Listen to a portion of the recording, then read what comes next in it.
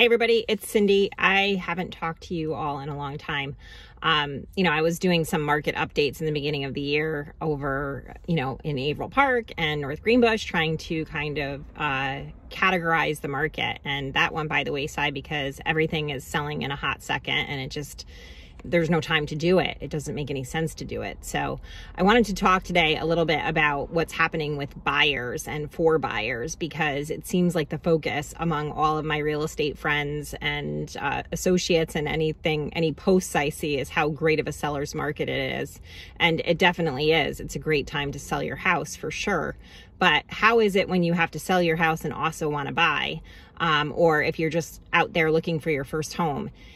It is tough. I mean, it is super, super, super tough. I think there's a lot of nervous energy. I think there's a lot of disappointment going on with buyers when we're out showing houses to buyers and we're writing offer after offer and they're not getting accepted. There's discouragement. And, how do we combat that? And I think some of the buyers are feeling that, they're going to just wait around for the bubble to burst or for it to get better. And here's the news, guys. I've been doing this for 18 years.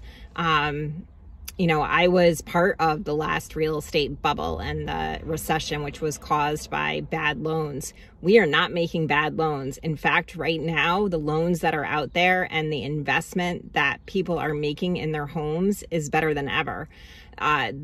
Everyone in America has more equity in their home than they ever have. And when you're buying a home right now, the people that are winning in the multiple offer situations are the buyers who can put a lot of money down, who are paying their own closing costs. So you're not going into a home with only 3% skin in the game. You're going into a home with 10, 20% equity. So there are no bad loans being made right now. They just can't make them. So we're not going to see a housing recession or a bubble like that. We are definitely going to see some changes for sure. There's things that are going to change in the economy. So if you're a buyer today, getting the house really should be your goal. And I'm not saying that you should do it foolishly, but understand that you're going to pay more than you think it's worth, more than your parents think it's worth.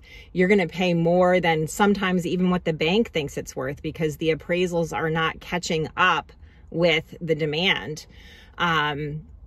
It's really incredible to think about some of the houses and what they're selling for right now.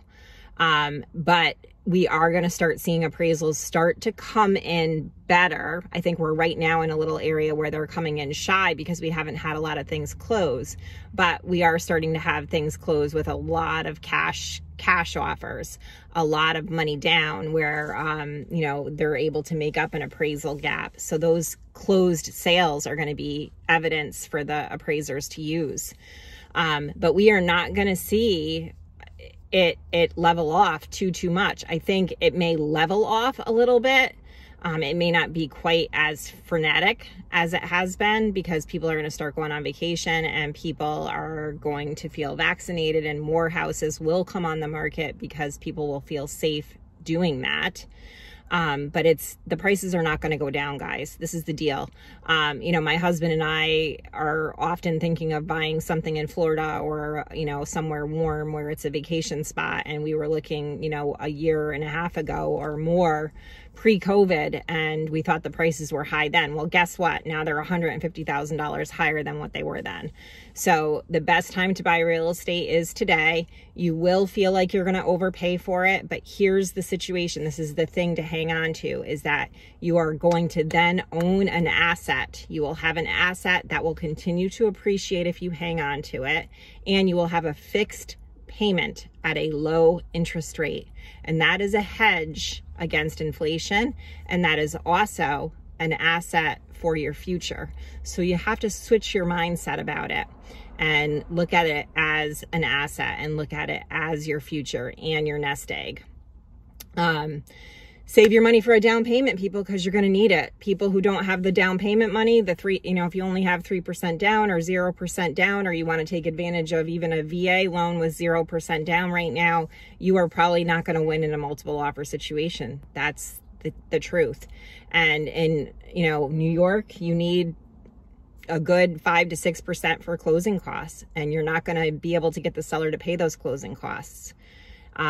So save your money and buy a house. Buy a rental property, because rents aren't going down either.